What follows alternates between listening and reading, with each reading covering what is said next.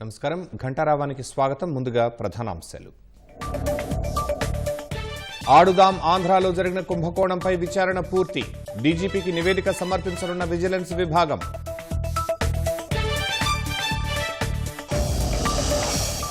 కడప జిల్లాలో పెన్నా నది వరదలో చిక్కుకున్న 3 భక్తులు. అతి కష్టం మీద రక్షించిన ఫైర్ సిబ్బంది.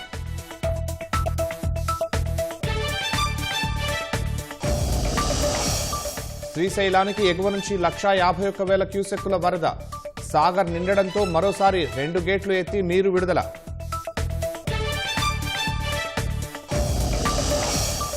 రాష్ట్రంలో నేటి నుంచి భారీ వర్షాలు. ఉత్తరాంధ్ర జిల్లాలపై ప్రభావం ఎక్కువన్న అధికారులు.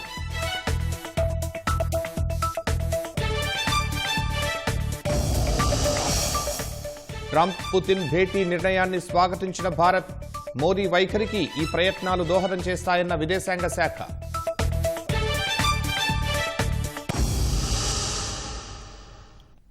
వైసీపీ హయాంలో ఆడుదాం ఆంధ్రాలో జరిగిన స్కామ్పై విచారణ పూర్తయింది. డీజీపీకి ఇవాళ రేపు విజిలెన్స్ విభాగం నివేదిక సమర్పించనుంది. ఆడుదాం ఆంధ్రాలో జరిగిన అవకతవకలు, నిధుల దుర్వినియోగం మూలాలను వెలికితీసినట్లు సమాచారం. నివేదికలో అంశాల ఆధారంగా ప్రభుత్వం బాధ్యులపై చర్యలు తీసుకోనుంది. 119 కోట్ల రూపాయలతో వైసీపీ ప్రభుత్వం చేపట్టిన ఆడుదాం ఆంధ్ర కార్యక్రమంలో భారీగా అవినీతి చోటు చేసుకుందని ఆరోపణలు ఉన్నాయి. పరికరాల కొనుగోళ్లు, ముగింపు ఉత్సవాల పేరిట భారీగా దోచుకున్నారన్న ఆరోపణలు వెల్లువెత్తాయి. ఈ అవినీతిపై విచారణ చేయాలన్న ప్రభుత్వ ఆదేశాలతో విజిలెన్స్ విభాగం దర్యాప్తు చేసింది. విచారణ పూర్తి చేసిన విజిలెన్స్ విభాగం ఆ నివేదికను త్వరలో ప్రభుత్వానికి అందజేయనుంది. శ్రీశైలం జలాశయానికి వరద ప్రవాహం క్రమంగా పెరుగుతోంది. జూరాల, సుంకేసుల ప్రాజెక్టుల నుంచి జలాశయంలోకి 151,000 క్యూసెక్కుల వరద చేరుతోంది. శ్రీశైలం నుంచి అవుట్ఫ్లో 108,000 క్యూసెక్కులు, పోతిరెడ్డిపాడు హెడ్ రెగ్యులేటరీ నుంచి 35,000 క్యూసెక్కులు, ఎడమగట్టు విద్యుత్ కేంద్రం నుంచి 35,315 క్యూసెక్కులు, కుడిగట్టు విద్యుత్ కేంద్రం నుంచి 30,485 క్యూసెక్కులు విడుదల చేస్తున్నారు. శ్రీశైలం పూర్తిస్థాయి నీటి మట్టం 885 అడుగులు కాగా ప్రస్తుతం 879.60 అడుగులుగా ఉంది. ప్రాజెక్టు పూర్తిస్థాయి నీటి నిల్వ సామర్థ్యం 215.80 టీఎంసీలు కాగా ప్రస్తుతం 185.99 టీఎంసీలుగా కొనసాగుతోంది. మరోసారి నాగార్జున సాగర్ గేట్లు తెరుచుకున్నాయి. ఎగువ నుంచి వస్తున్న వరద ప్రవాహంతో నాగార్జున సాగర్ నిండు కుండను తలపిస్తోంది. జలాశయంలో నీటి మట్టం గరిష్ట స్థాయికి చేరడంతో 2 గేట్లను 5 అడుగుల మేర ఎత్తి అధికారులు నీటిని దిగువకు విడుదల చేస్తున్నారు. నాగార్జున సాగర్ జలాశయం పూర్తిస్థాయి నీటి మట్టం 590 అడుగులు కాగా ప్రస్తుతం 590 అడుగులకు చేరినట్లు అధికారులు వెల్లడించారు. జలాశయంలోకి ఇన్ఫ్లో 65,356 క్యూసెక్కులు ఉంటే 44,606 క్యూసెక్కులను దిగువకు విడుదల చేస్తున్నారు. కడప జిల్లా జమ్మలమడుగు మండలం దానవులపాడు వద్ద పెన్నా నదిలో చిక్కుకున్న 3 భక్తులను అగ్నిమాపక సిబ్బంది రక్షించారు. మైలవరం జలాశయం నుంచి పెన్నా నదికి 10,000 క్యూసెక్కుల నీటిని విడుదల చేశారు. నీటి ప్రవాహం పెరగడంతో నదిలో వేసిన అప్రోచ్ రోడ్డు తెగిపోయింది. కన్యతీర్థంలో నిద్ర చేసి తెల్లవారుజామున సున్నపురాళ్లపల్లె నుంచి ప్రొద్దుటూరుకు కారులో వెళ్తున్న ఓ వ్యక్తి, 2 మహిళలు నదిలో చిక్కుకున్నారు. సమాచారం తెలుసుకున్న అగ్నిమాపక సిబ్బంది బోటు సహాయంతో నది మధ్యలో ఉన్న వారిని కాపాడి ఒడ్డుకు చేర్చారు. రాష్ట్రంలో నేటి నుంచి భారీ వర్షాలు కురుస్తాయని వాతావరణ శాఖ తెలిపింది. ఇవాళ్టి నుంచి శుక్రవారం వరకు రాష్ట్రంలోని పలు ప్రాంతాల్లో భారీ వర్షాలు కురిసే అవకాశాలు ఉన్నాయని వెల్లడించింది. పార్వతీపురం, అల్లూరి, ఏలూరు జిల్లాల్లో భారీ వర్షాలు కురిసే సూచనలు ఉన్నాయి. ఈ నెల 13న వాయువ్య పశ్చిమ మధ్య బంగాళాఖాతంలో అల్పపీడనం ఏర్పడే అవకాశాలు ఉన్నాయని వాతావరణ శాఖ తెలిపింది. ఇతర దేశాలతో పోలిస్తే మన దేశంలో ఆరోగ్య బీమా తీసుకుంటున్న వారి సంఖ్య చాలా తక్కువగా ఉందని ఎస్బీఐ గ్రూప్స్ చైర్మన్ చల్లా శ్రీనివాసులు శెట్టి అన్నారు. ఆరోగ్య బీమాపై అవగాహన కల్పించడంతో పాటు బీమా తీసుకునేలా ఎస్బీఐ జనరల్ ఇన్సూరెన్స్ ఆధ్వర్యంలో ప్రత్యేక చొరవ తీసుకుంటున్నట్లు చెప్పారు. తెలుగు రాష్ట్రాల్లో కొత్తగా ఏర్పాటు చేసిన 30 ఎస్బీఐ హెల్త్ ఇన్సూరెన్స్ కార్యాలయాలను హైదరాబాద్ నుంచి ఆన్లైన్లో ప్రారంభించారు. 2047 నాటికి అందరికీ బీమా అందించాలనేది ఎస్బీఐ జనరల్ ఇన్సూరెన్స్ లక్ష్యమని శ్రీనివాసులు శెట్టి తెలిపారు. ట్రంప్ విధిస్తున్న టారిఫ్ల ప్రభావం తాత్కాలికంగానే ఉంటుందని ఆయన అభిప్రాయపడ్డారు. ప్రపంచవ్యాప్తంగా మన దేశ వస్తువులు ఎగుమతి అవుతుండడం వల్ల టారిఫ్ల ప్రభావం పెద్దగా ఉండదని అన్నారు. Health insurer for every Indian అనేది మనం ఒక అంబిషన్గా తీసుకోవాలి. To the extent what is possible. Insurance by nature is difficult to penetrate. Banking industry, banking services అంత ఈజీ కాదు.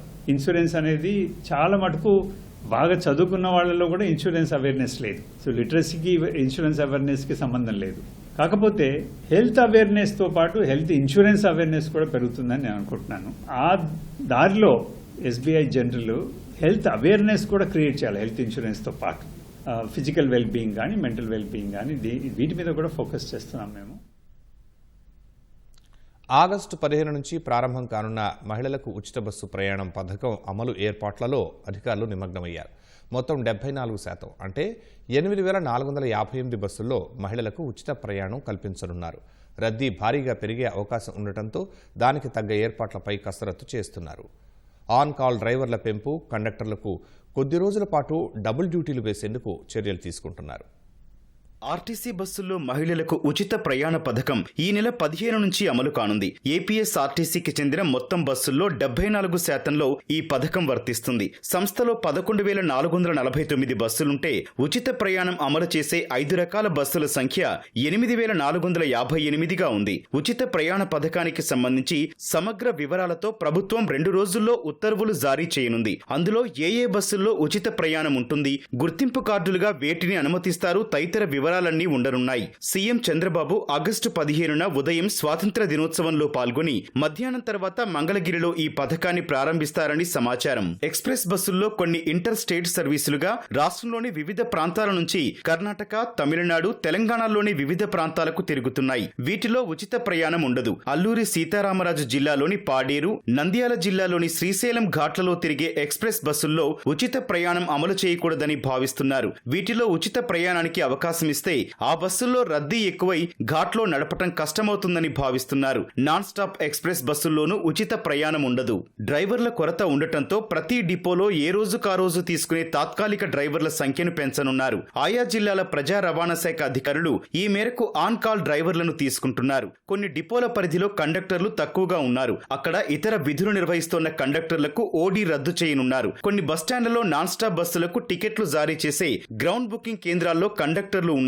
వీరికి బస్సుల్లో డ్యూటీలు వేయనున్నారు. కొద్ది రోజులు డబుల్ డ్యూటీలు చేయాలని డిపో మేనేజర్లు కండక్టర్లను కోరుతున్నారు. మహిళలకు ఉచిత ప్రయాణం వల్ల బస్సుల్లో పురుష ప్రయాణికులు తగ్గే అవకాశం ఉంటుందని అధికారులు అంచనా వేస్తున్నారు. ప్రస్తుతం 60% పురుషులు, 40% మహిళలు ప్రయాణిస్తున్నారు. ఉచిత ప్రయాణ పథకం అమలుతో పురుషుల సంఖ్య 33% తగ్గి మహిళల సంఖ్య 67% పెరుగుతుందని భావిస్తున్నారు. పురుష ప్రయాణికులు తగ్గడంతో ఆర్టీసీకి ఏడాదికి 288 కోట్ల రాబడి తగ్గుతుందని అంచనా వేస్తున్నారు. మహిళా ప్రయాణికులకయ్యే ఛార్జీల విలువ ఏడాదికి 1,453 కోట్లుగా లెక్కించారు. ఈ పథకం అమలుతో నిర్వహణ ఖర్చులు అదనంగా 201 కోట్ల వరకు పెరగనున్నాయి. మొత్తంగా కొత్త పథకం వల్ల ఆర్టీసీపై నెలకు దాదాపు 162 కోట్ల చొప్పున ఏడాదికి 1,942 కోట్ల భారం పడుతుంది. సైబర్ నేరగాళ్లు రోజుకొక కొత్త పంథా ఎంచుకుంటున్నారు. ప్రభుత్వం, స్వచ్ఛంద సంస్థలు ఎప్పటికప్పుడు ప్రజలకు అవగాహన కల్పిస్తున్నప్పటికీ కొత్త తరహాలో వల విసురుతున్నారు. పట్టణాల నుంచి గ్రామాలకు సైతం తమ నెట్వర్క్ను విస్తరిస్తున్నారు. నిరక్షరాస్యులు, అమాయకులను బురిడి కొట్టించి లక్షలాది రూపాయలు దోచేస్తున్నారు.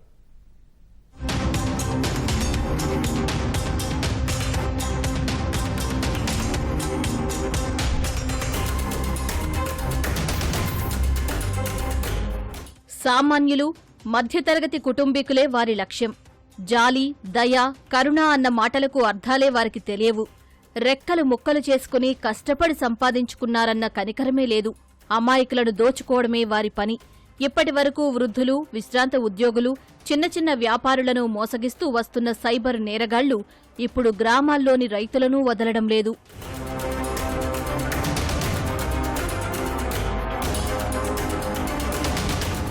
కర్నూలు జిల్లా హలహర్వికి చెందిన రైతు మల్లికార్జునకు 15 ఎకరాల పొలం ఉంది. పిల్లల చదువు, వ్యవసాయ పెట్టుబడి కోసం తన పొలాన్ని తనఖా పెట్టి బ్యాంకులో 16 లక్షల రూపాయలు రుణం తీసుకున్నాడు. పిల్లల ఫీజులు, ఇతర అవసరాల కోసం 4,19,000 ఖర్చు చేయగా మిగిలిన సొమ్మంతా ఖాతాలోనే ఉన్నాయి. బ్యాంకులో ఉంటే భద్రంగానే ఉంటాయని భావించిన రైతు మల్లికార్జున సైబరు నేరగాళ్ల వలకు చిక్కి చిత్తయ్యారు.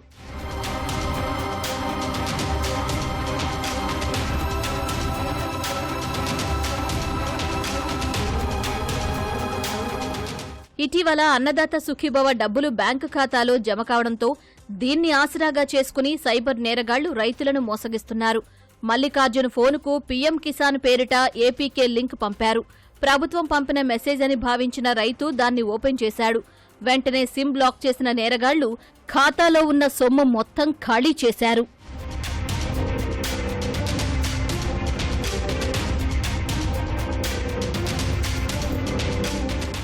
సిమ్ కార్డ్ బ్లాక్ అవ్వడంతో కొత్త సిమ్ తీసుకునేందుకు వెళ్లగా ఆధార్ కార్డు సైతం బ్లాక్ అయిందని తెలిపారు.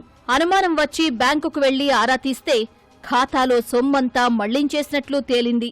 నా 15 ఎకరాల భూమి పెట్టి హెచ్డిఎఫ్సిలో లోన్ తీసుకున్నా సార్. నేను 16 లక్షలు, దాంట్లో ఒక 4,20,000 వాడుకున్నాను. 11,80,000 హెచ్డిఎఫ్సి నుంచి గుర్గాం అనే విలేజ్లోకి బంధన్ బ్యాంక్లోకి ట్రాన్స్ఫర్ అయింది సార్, నా ప్రమేయం లేకుండా.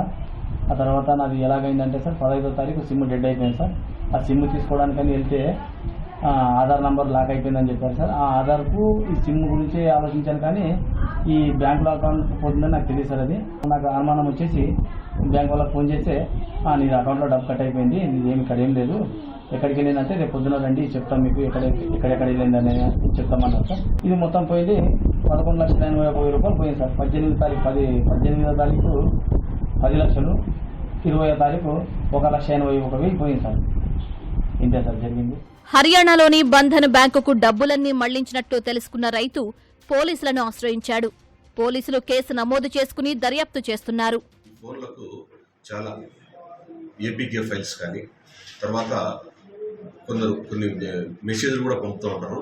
వాటికి సంబంధించి మనము ఏదైతే అవసరమో మనకు తెలిసిన వ్యక్తి పంపితేనే అన్నీ కూడా మీరు ఓపెన్ చేసుకొని చూడండి. కానీ గుర్తు తెలియని వ్యక్తుల నుంచి ఏ మెసేజ్ వచ్చినా కూడా దయచేసి ఎవరు రెస్పాండ్ కావద్దు. ఈ ఏపీకే ఫైల్ పిఎం కిసానే కాకుండా ఎస్బీఐ ఏపీకే ఫైల్, తర్వాత యూనియన్ బ్యాంక్, దాని తర్వాత వచ్చేసి సిఎస్సి ఏపీకే ఫైల్, తర్వాత కొన్ని సినిమాలకు సంబంధించి డౌన్లోడ్ చేసుకోవడానికి ఏపీకే ఫైల్స్ అని పంపుతూ ఉంటారు. ఎవరైతే అది తెలియకోకుండా టచ్ చేస్తే మాత్రం వాళ్ళ ఫోన్ హ్యాక్ అయ్యి వాళ్ళ అకౌంట్స్ డీటెయిల్స్ కానీ, తర్వాత వాళ్ళ పర్సనల్ డేటా, తర్వాత వాళ్ళ ఫోన్లో ఉన్నటువంటి టోటల్ ఫోనే హ్యాక్ అయిపోతుంది. వాళ్ళ డీటెయిల్స్ అన్ని కూడా వాళ్ళ చేతిలోకి వెళ్ళిపోతాయి. కాబట్టి దయచేసి ఎవరు కూడా ఈ మోసం బారిన పడకోకుండా జాగ్రత్తగా ఉండాలి. ఆధార్ అప్డేట్, అన్నదాత సుఖీభవ పేరిట ఎలాంటి ఏపీకే ఫైల్స్ పంపినా ఓపెన్ చెయ్యొద్దని పోలీసులు హెచ్చరిస్తున్నారు. అవసరమైతే బ్యాంకుకు నేరుగా వెళ్లి వివరాలు తెలుసుకోవాలని సూచిస్తున్నారు.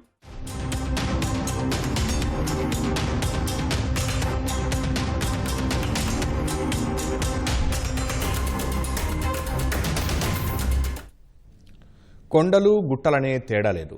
ఎక్కడ మట్టి కనిపిస్తే అక్కడ వాలిపోవడమే. రేయింబవళ్లనే తేడా లేకుండా పెద్ద పెద్ద యంత్రాలను దించేయటం, మట్టి తవ్వేసి తన్నుకుపోవడమే.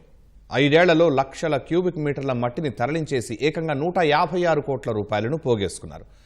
తాటి చెట్టంత లోతున ఏర్పడిన గుంతలు, ఛిద్రమైన రహదారులే వైసీపీ అక్రమార్కుల అవినీతికి సాక్ష్యంగా నిలుస్తున్నాయి.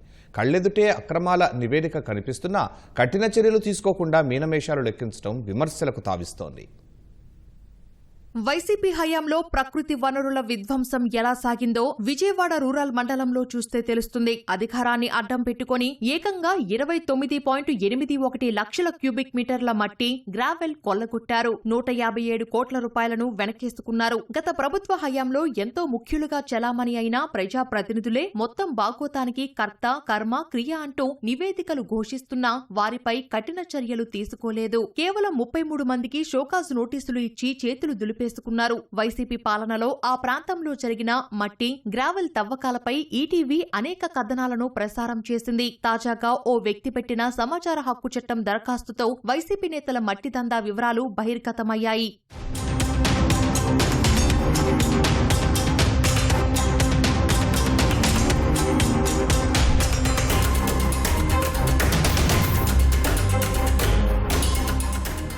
అక్రమ తవ్వకాలపై కొత్తూరు తాడేపల్లికి చెందిన జమలయ్య కొన్నేళ్లుగా పోరాడుతున్నారు. జాతీయ హరిత ట్రైబ్యునల్ వరకు వెళ్లారు. కూటమి ప్రభుత్వం అధికారంలోకి వచ్చిన తర్వాత మరోసారి తాజా పరిస్థితులను వివరిస్తూ అధికారులకు ఫిర్యాదు చేశారు. వాస్తవాలు బహిర్గతం చెయ్యాలని సమాచార హక్కు చట్టం కింద దరఖాస్తు చేశారు. ఈ దెబ్బతో విజయవాడ రూరల్ మండలంలో జరిగిన అక్రమ మైనింగ్ బాగోతం బయటకొచ్చింది. కొత్తూరు, తాడేపల్లి, పి నైనవరం, వేమవరం, పాతపాడు, జక్కంపూడితో పాటు జీ కొండూరు మండలం, వెలగలేరు తదితర ప్రాంతాల్లో అక్రమాల పుట్ట వెలుగులోకి వచ్చింది.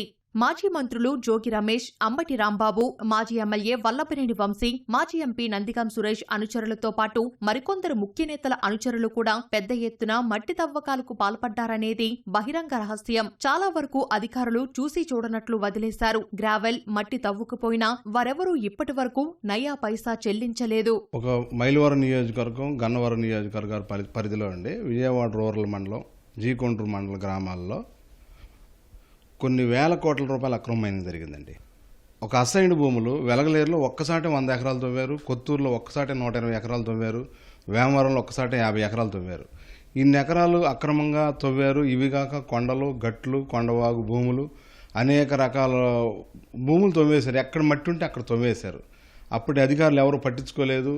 మేము కలెక్టర్ల గారి చుట్టూ తిరిగాము, స్పందనాలు పెట్టాము, అనేక రకాలు చేశాము. ఇప్పుడు ఒక కొలిక్కి వచ్చి వాళ్ళకి డిమాండ్ నోటీసులు ఇచ్చాము, వాళ్ళ మీద షోకాజ్ నోటీసులు ఇచ్చామంటున్నారు. కానీ మొత్తం ఇంకా మిగిలిన భూములు కూడా సర్వే చేసి కొండలు ఎవరు తవ్వారు, గట్లు ఎవరు తవ్వారు. పోలవరం కట్టండి జక్కంపూడి దగ్గర అసలు కాలువ పక్కన మరో కాలువలాగా తవ్వేశాడు. అక్కడే ఒక 50 కోట్ల రూపాయలు మట్టి తవ్వేశాడు ఒక అతను, వల్లభనేని వంశీ అనుచరుడు. అతనికి ఏ నోటీసులు ఇచ్చారు? అతనేదో భూములు తవ్వేయడం నోటీసులు ఇచ్చారు తప్ప పోలవరం కట్ట తవ్వింది నోటీసులు ఇవ్వలేదు. ప్రజా సమస్యల పరిష్కార వేదికలో జమలయ్య మరోసారి మట్టి తవ్వకాలపై ఫిర్యాదు చేయడంతో ఎన్టీఆర్ జిల్లా గనుల శాఖ అధికారి శ్రీనివాస్ కుమార్ లిఖితపూర్వ సమాధానమిచ్చారు. ఇకనైనా మట్టి దందాకు పాల్పడ్డ వారిపై కఠిన చర్యలు తీసుకోవాలని జమలయ్య కోరుతున్నారు. అసలు ఒకటేంటండి, బలిపర్రు దగ్గర నుంచి బలిపర్రు, బండారుగురం, తెంపల్లి, గొల్లపల్లి, మాదాలారుగూడెం, సోరంపల్లి, నున్న, పాతపాడు, నైనవరం అక్కడ మట్టి అయిపోయిందండి. అక్కడ అయిపోతే వీళ్ళు ఏం చేశారంటే ఈ ఏరియాకి వచ్చేసారు. అక్కడ మట్టి అయిపోయింది కదా, ఈ ఏరియాకి వచ్చేసారు. వీళ్ళు ఏంటంటే ఒక రాబందులు గనక మాంసం కోసం ఎలాగా గతంలో వచ్చాయో ఎక్కడ మట్టి ఉంటే అక్కడ వచ్చేసి తవ్వారు. మాది ఒకటే డిమాండ్ అండి, అసైన్డ్ భూములు ఎవరు తవ్వారు, జోగి రమేష్ అనుచరులు ఎవరు తవ్వారు, నందిగాం సురేష్ అనుచరుడు అటు గవర్నమెంట్ ఎంప్లాయీ కూడా తవ్వారు. ఇవన్నీ చాలా ఉన్నాయి. వీళ్ళందరికీ డిమాండ్ నోటీసులే కాదు, రికవరీ యాక్ట్ పెట్టి వాళ్ళ దగ్గర మనీ రికవరీ చేయాలండి. అన్నీ బయటకు రావాలి. ఈ అక్రమ మైనింగ్ చేయాలంటే ఇంకొకటి ఎవడైనా సరే భయపడే విధంగా వీటి మీద చర్యలు తీసుకోవాలని మా డిమాండ్ సార్. మట్టి అక్రమ తవ్వకాలపై జాతీయ హరిత ట్రైబ్యునల్తో పాటు వివిధ న్యాయస్థానాల్లో కేసులు ఉన్నాయని, నేరం రుజువైతే చర్యలు తీసుకుంటామంటూ అధికారులు చెబుతున్నారు. తనానికి గురయ్యైన లోక్సభ పక్షనేత రాహుల్ గాంధీ తన వ్యాఖ్యలకు మద్దతుగా డిక్లరేషన్పై సంతకం చేయాలని కేంద్ర ఎన్నికల సంఘం మరోసారి పట్టుబట్టింది. ఈసీపై చేసిన ఆరోపణలకు మద్దతుగా రాహుల్ డిక్లరేషన్ను సమర్పించాలని, లేదా రాజ్యాంగబద్ధమైన సంస్థపై తప్పుడు ఆరోపణలు చేసినందుకు దేశానికి క్షమాపణలు చెప్పాలని ఈసీ హెచ్చరించింది. రాహుల్ వ్యాఖ్యలపై బీజేపీ మండిపడింది. ఎన్నికల కమిషన్పై విశ్వాసం లేకపోతే లోక్సభ సభ్యత్వానికి రాహుల్ రాజీనామా చేయాలని సూచించింది. తన ఆరోపణలపై లిఖితపూర్వక డిక్లరేషన్ను ఈసీకి సమర్పించేందుకు రాహుల్ ఎందుకు వెనకాడుతున్నారని విమర్శించింది. రక్షణ రంగంలో భారత స్వావలంబనకు ఆపరేషన్ సింధూర్ ఓ ప్రకటన లాంటిదని రక్షణ పరిశోధన అభివృద్ధి సంస్థ DRDO chairman Samir V Kamat అన్నారు. పుణేలో జరిగిన defence institute of advance technology DIAT 4వ వార్షికోత్సవంలో పాల్గొన్న ఆయన ఈ ఆపరేషన్లో బ్రహ్మోస్ క్షిపణులు ప్రధాన ఆయుధాలుగా పనిచేశాయన్నారు. ఆపరేషన్ సింధూర్ దేశ స్వావలంబన, వ్యూహాత్మక దూరదృష్టి, స్వదేశీ సాంకేతిక సామర్థ్యాన్ని ప్రకటించిందని అన్నారు. స్వదేశీ సాంకేతికత ద్వారానే భారత్ తన సరిహద్దులను రక్షించుకునే సామర్థ్యాన్ని కలిగి ఉందని ప్రపంచానికి చాటి చెప్పిందన్నారు. ఆపరేషన్ సింధూర్ సైనికుల ధైర్యాన్ని మాత్రమే కాకుండా వారికి మద్దతు ఇచ్చిన సాంకేతికత ప్రాముఖ్యతను తెలియజేస్తుందన్నారు. సెన్సార్లు, మానవ రహిత ప్లాట్ఫామ్లు, సురక్షిత కమ్యూనికేషన్లు, ఏఐ ఆధారిత వ్యవస్థలు, స్వదేశీ ఆయుధాలు ఈ ఆపరేషన్లో కీలక పాత్ర పోషించాయని డిఆర్డీఓ చీఫ్ వెల్లడించారు. అమెరికా అధ్యక్షుడు డొనాల్డ్ ట్రంప్, రష్యా అధ్యక్షుడు పుతిన్కు మధ్య ఈ నెల 15న జరగనున్న సమావేశాన్ని భారత్ స్వాగతించింది. ఈ మేరకు విదేశీ వ్యవహారాల శాఖ ఇది యుద్ధాల కాలం కాదన్న ప్రధాని నరేంద్ర మోదీ వైఖరికి ఈ ప్రయత్నాలు దోహదం చేస్తాయని తెలిపింది. చర్చలు, దౌత్యపరమైన విధానాల ద్వారా రష్యా, ఉక్రెయిన్ మధ్య నెలకొన్న వివాదానికి పరిష్కారం కనుగొనాలని భారత్ ఇరు దేశాలకు సూచిస్తూ వచ్చిందని విదేశాంగ శాఖ ప్రతినిధి రణధీర్ జైస్వాల్ చెప్పారు. ట్రంప్, పుతిన్ మధ్య జరిగే ఈ భేటీ ఉక్రెయిన్, రష్యా మధ్య జరుగుతున్న సంఘర్షణను ముగిస్తుందని ఆశాభావం వ్యక్తం చేశారు. యుద్ధాన్ని ఆపే ఇటువంటి ప్రయత్నాలకు మద్దతు ఇవ్వడానికి భారత్ ఎప్పుడూ సిద్ధంగా ఉంటుందని రణధీర్ జైస్వాల్ తెలిపారు. గత ఏడాది జూలైలో రష్యా వెళ్లిన ప్రధాని మోదీ యుద్ధభూమిలో బాంబులు, బుల్లెట్లు మధ్య శాంతి ప్రయత్నాలు సఫలం కావని పుతిన్తో తెలిపారు. అనంతరం ఉక్రెయిన్ అధ్యక్షుడిని కలిసిన ప్రధాని మోదీ సమయాన్ని వృధా చేయకుండా కలిసి కూర్చుని వివాదాన్ని పరిష్కరించుకోవాలని సూచించారు. ప్రైవేట్ దిగ్గజ బ్యాంక్ ఐసిఐసిఐ పొదుపు ఖాతాల్లో సగటు నిల్వను భారీగా పెంచింది. మినిమం బ్యాలెన్స్ మొత్తాన్ని 5 రెట్లు పెంచింది. 2025 ఆగస్టు 1 తర్వాత సేవింగ్స్ ఖాతా తెరిచే కస్టమర్లు తమ సగటు నిల్వలను కనీసం 50,000 రూపాయలు ఉంచాలని ఐసిఐసిఐ తెలిపింది. గతంలో ఈ పరిమితి 10,000 వరకు ఉండేది. ఇప్పుడు దాన్ని ఏకంగా 5 రెట్లు పెంచేసింది.